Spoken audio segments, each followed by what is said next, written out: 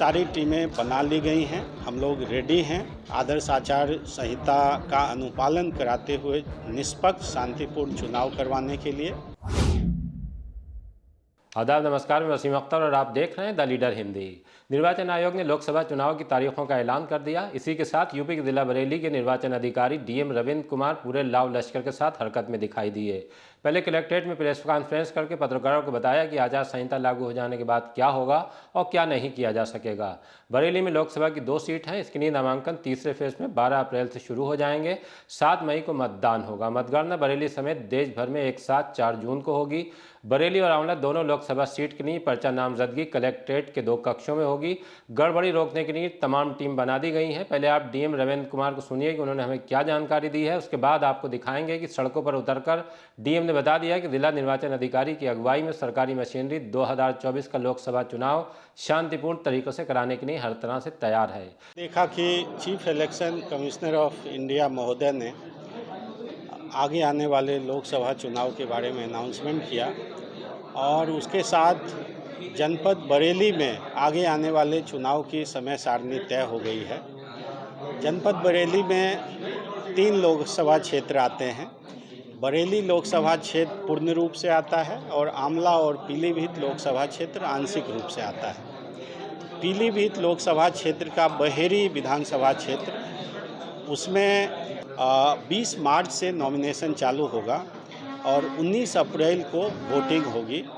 जो हमारा बरेली और आंवला लोकसभा क्षेत्र है उसमें 12 अप्रैल से नामांकन चालू होगा और 7 मई को वोटिंग होगी और 4 जून को काउंटिंग की कार्रवाई की जाएगी।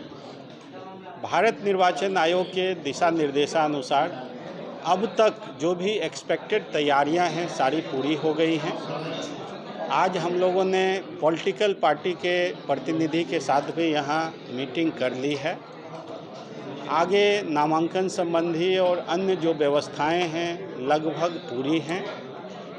निर्वाचन आयोग का विशेष ध्यान आदर्श आचार संहिता के अनुपालन, चुनाव में व्यय को निर्वाचन आयोग के दिशा निर्देशानुसार सुनिश्चित करवाना और इस पूरे प्रोसेस के दौरान जो भी कंप्लेंट्स आते हैं, ग्रीवेंसेज आते हैं, उसका ससमय निस्तारण के लिए जो भी दिशा निर्देश दिए गए हैं उस संबंधी सारी टीमें बना ली गई हैं।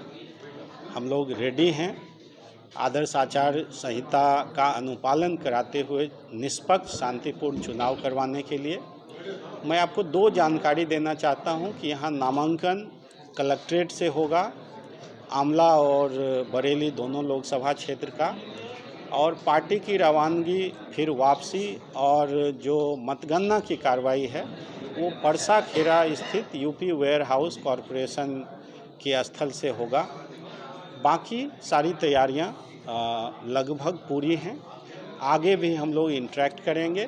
एज ए डीईओ मैं आपको यही भरोसा दिलाते हुए लोगों से अपील करता हूं कि हम निष्पक्ष शांतिपूर्ण ढंग से चुनाव करवाएंगे और वोटर से ये अपील करता हूं कि 100% संख्या में अपने अपने बूथ पर आकर अपने मताधिकार का प्रयोग करें।